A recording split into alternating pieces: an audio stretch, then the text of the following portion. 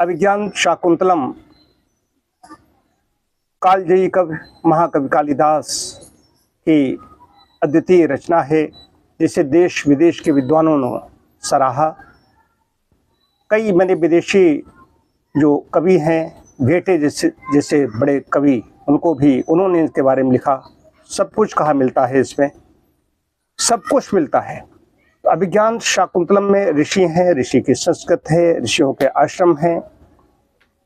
वहाँ पर जब विश्वामित्र तपस्या करने के लिए जाते हैं तो एक कहानी है। वहाँ पर जब तपस्या उनकी बढ़ रही होती है तो स्वर्ग से मेनका आती है।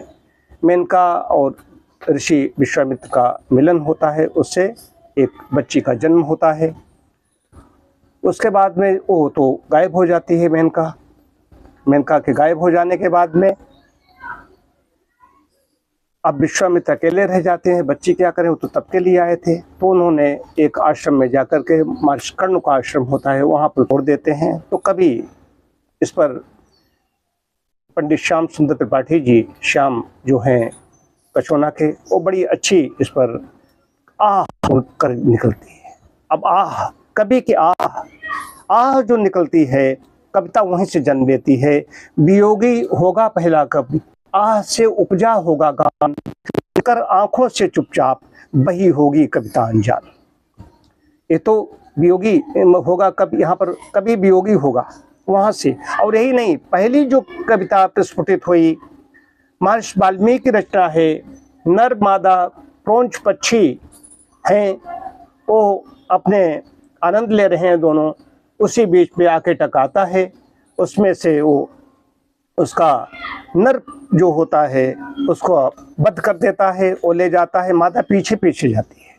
बड़ा कारुणिक दृश्य उपस्थित होता है। पीछे पीछे जाती है, देखती है, उसका भोजन तैयार किया जाता है, उसके बाद खाती, कुछ तो मिलेगा, अस्थियाँ मिलेगी, कुछ मिलेगा, तो देखती रहती है। अस्थियाँ जहाँ पर उसकी डाली जाती हैं, बड़ा मतलब कारुणिक है दृश्य। क्या बताऊँ कि वहाँ पर डाली जाती हैं तो वहाँ पर मादा जो है क्रौंच पक्षी, वो उसके चारों तरफ परिक्रमा करते हुए हड्डियों से अस्थियां उसको मिल गईं, उससे उसको मतलब कि दुख भी है, प्रसन्नता भी है, और उसमें उस प्राणांत को भी कर देती है।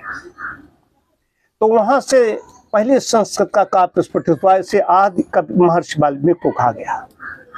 वही आह निकलती है। शास्त्री जी की उस रचना बड़ी अच्छी, रामचरितमानस उस पर तर्ज पर बड़ी अच्छी की है, बड़ी अच्छी पुस्तक बनकर के आई है। कल आप लोग देखेंगे उसे।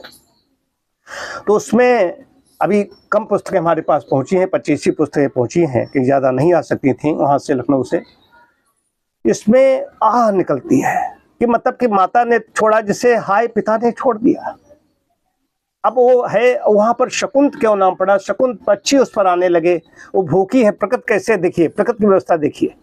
वहाँ पर जाके परमात्मा की व्यवस्था ऐसी, वहाँ पर पक्षी आने लगे, उसको चोंच से उसको चुंगा चुगा, बड़ा अच्छा वाद्य वर्णन करते हैं। महाकवि कालिदास बड़े कवि हैं, लेकिन उस संस्कृत में है। इस तरह से उन्होंने, शास्त्री जी ने लिखा है, त्रिपाठी जी ने, कि सरल भाषा में कक्षा 5 पास भी पढ़ेगा। और पीएचडी डॉक्टर राघवेंद्र मिश्र जो ने उस पर लिखा, देखा, प्रूफ रीडिंग 3 बार प्रूफ रीडिंग करना, जो प्रोफेसर है जिसने पीएचडी की, हिंदी का प्रकांड विद्वान है, डॉक्टर शिवालक शुक्ला डॉक्टर साहब यहाँ पर थे, उनके परम शिष्य रहे हैं।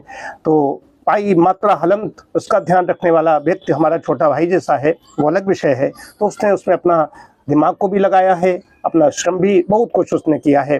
तो कह रहा 3 कहता है शास्त्री जी छुपे बैठे रहे, जाना ही नहीं। शास्त्री जी पुत्र वियोग में, अपनी पत्नी के वियोग में निपट अकेले हैं, इसमें नितांत अकेले हैं अपने घर के में, उसमें कहीं कोई नहीं। अब उनकी पुस्तक जो आ रही है, तो मैंने कहा कि इस पुस्तक को मैं, इनकी निकल जाएगी, कई कृतियां हैं उनकी, ये निकल जाएगी पहली पुस्तक, तो मुझे आनंद मिलेगा। ये तो इसमें बड़े ही उसके हैं, उनमें पूर्वार्ध उत्तरार्ध 2 रूप से दिए हैं। फिर उस पर चलता है, वो बड़ी धीरे धीरे फिर वो कर्ण आश्रम की जो माता जी हैं उसको लेकर के जाती हैं, और धीरे धीरे बड़ी होने लगती है। बड़ी होते होते जब यौवन आता है, तो वहीं पर राजा दुष्यंत जाते हैं आखेट के लिए। आखेट जब हिरण का करने के लिए चलते हैं, तो वहाँ पर वहाँ के जो आश्रम वासी हैं, कर्ण आश्रम के जो वहाँ पर उनके सहायक हैं, तो कहते हैं कि आश्रम का हिरण है, राजा से कहते हैं कि इसका पाकेट न करें। तो आश्रम ऋषि की व्यवस्था है तो तुरंत उसको छोड़ देता है राजा। उनकी दृष्टि शकुंतला पड़ती है, तो शकुंतला जब देखते हैं कि ये तो कोई ऐसी है, देखा क्या है, वो बड़ा उसमें वर्णन है, विशद में संक्षिप्त चर्चा कर रहा हूँ, बड़ा इसमें आएगा। जगह जगह उसमें कई प्रकार के सौंदर्य है, कहीं पर वीर है, कहीं पर करुण है, कई प्रकार के रस उसमें मिलेंगे उसमें इस रचना में। तो उसमें इनका बहरहाल दोनों का मिलते हैं, वहीं पर अंगूठी देते हैं, इनका गंधर्व विवाह होता है। और इसी बीच में राजा चले जाते हैं कुछ देर रहने के बाद में, तो ऋषि का आश्रम है, ऋषि वहाँ पर दुर्वासा ऋषि का प्रवेश होता है। दुर्वासा ऋषि का जो प्रवेश होता है तो ये सुध-बुध खोए बैठी हुई अपने प्रीतम के उसमें, पति के उसमें विरह में बैठी हुई है, और जो है देखती हैं वो आती है कि आते हैं, वो चातुर्मास के लिए आ रहे हैं उसमें, जैसा कि वर्णन करते हैं। अब ये सुध-बुध खोए तो कहते हैं सुध-बुध खोई जिसके उसमें बैठी है तो वही तुझे भूल जाएगा। फिर और जो वहाँ की दो लड़कियां हैं वो उनसे अन्य विनय करती हैं, तो कहते हैं चलो ठीक है, जब ये पहचान दिखाएगी, अभिज्ञान वहाँ से आया, अभिज्ञान शाकुंतलम, पहचान दिखाएगी तो राजा उसको याद आ जाएगी। लेकिन ऋषि का श्राप निष्फल नहीं हो सकता है। ये ऋषि के संस्कृत को ऊपर उन्होंने किया है, मैंने ऐसे चित्रों का भी चयन किया है, मुख्य पृष्ठ पर अंदर भी चित्र ऐसे दिए हैं उसमें। तो उसमें ऋषि का श्राप निष्फल नहीं हो सकता, निष्प्रभावी नहीं हो सकता। वो वहाँ पर जाती है, मिलने के लिए जाती है, जब पहचान दिखाने की बात आती है तो कहीं नदी किनारे कुछ जाती है, कुछ जल पीने के लिए या किसी उससे, और उसमें अंगूठी उसके निकल जाती है और मछली उसको ग्रहण कर लेती है, मछली निकल जाती है। अब वहाँ जाती है, पहचान दिखाओ, पहचान जब होती नहीं तो कहता ना तुम मेरी पत्नी नहीं है। इस पर कहा एक कथानक और आगे बढ़ता है। कथानक आगे बढ़ते बढ़ते बढ़ते दूसरे आश्रम में चली जाती। इसी बीच में वो मेनका, उसकी पूरी दृष्टि लगी हुई अपनी पुत्री पर, वो उसको ले जाके दूसरे आश्रम कर देती है। उधर मेनका वहाँ से चली जाती है, वो गर्भिणी है। इधर वो मछली जिसने निगल ली थी मछुआरे को मिलती है, मछुआरा उसके पेट को फाड़ता है तो अंगूठी मिलती है, अंगूठी पर राज चिन्ह अंकित होता है। वो राज दरबार में पहुँचता है लेकर के। पहले उसको समझते हैं चोर है, लेकिन नहीं, उसने अपनी पूरी कहानी बताई। अब राजा उसको देखता है, दुष्यंत देखते हैं, कहते हैं कि ये तो शकुंतला थी। अब इसने गुप्तचर अपने सारे छोड़ दिए, कहीं उसका आता पता नहीं चलता। अब ये बहुत व्यथित होता है। फिर कई और कांड होते हैं। धन मित्र है, धन मित्र बहुत बड़ा संपदा लेकर जा रहा था, वो अकेला था, उसका कोई निसंतान था, उसकी संपत्ति राजकोष में आ जाती है और राजा और परेशान होता है, हमारे अब कोई संतति नहीं है, अब होगा तो क्या होगा। उसके बाद में उधर कहीं देवों और देव असुर संग्राम होता है, उसमें इनको बुलाया जाता है, राजा दुष्यंत जाते हैं। तो यहाँ से जब जाते हैं, उसका लौटते समय जब वापस आते तो उस आश्रम पर दृष्टि पड़ती, बड़ा आश्रम है। आश्रम वहाँ पर जाते हैं तो देखते हैं वो बच्चा देख खेल रहा है, हिरण बच्चे से, शावक से खेल रहा है, उसके दांत गिर रहा है, भरत। वहाँ पर आते हैं तो देखता है भरत कैसे, ये तो ऐसा मतलब, ये तो किस मतलब क्षत्रिय का ऐसा होना चाहिए बच्चा, ये कैसा है।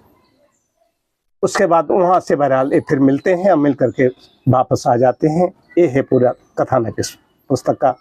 तो पुस्तक का कल विमोचन है, उसमें प्रोफेसर O.P. मिश्र मुख्य अतिथि हैं। अध्यक्षता प्रोफेसर अखिलेश वाजपेयी जी कर रहे हैं। विशिष्ट अतिथि डॉक्टर राघवेंद्र मिश्र जी, जो प्रोफेसर हैं राजकीय डिग्री कॉलेज लखनऊ में, वो हैं। आयोजन मेरे द्वारा हो रहा है। यह है शास्त्री जी का भी एक चित्र बैनर में लगाया गया है। महाकवि कालिदास को भी मैंने पुस्तक में भी स्थान दिया है डॉक्टर साहब, और उसमें भी इसमें बैनर में भी स्थान दिया गया है। और कल विज्ञप्ति जारी की थी, आज अखबारों ने प्रकाशित करना शुरू कर दिया है। कल अंतर्धन ने भी दिया, चाहे किसी दृष्टि पड़ी हो, अंतर्धन ने भी दिया। कल एक पेपर ने प्रकाशित किया। 2 पेपर प्रमुख खबर अभी राष्ट्रीय सहारा आज की आ चुकी है, अन्य पेपरों ने भी दिया होगा। तो उसकी जारी की हिंदी पखवाड़ा चल रहा था। हिंदी पखवाड़ा में सर्वोत्तम पुस्तक एक हो रही है। महाकवि कालिदास की रचना का जिस तरीके से त्रिपाठी जी ने, आदरणीय त्रिपाठी जी ने जो अपना लेखनी चलाई है, तो मेरे पिता तुल्य हैं, हमारा उनसे विशेष नाता है। तो मैं समझता हूँ इस पुस्तक की सराहना होगी।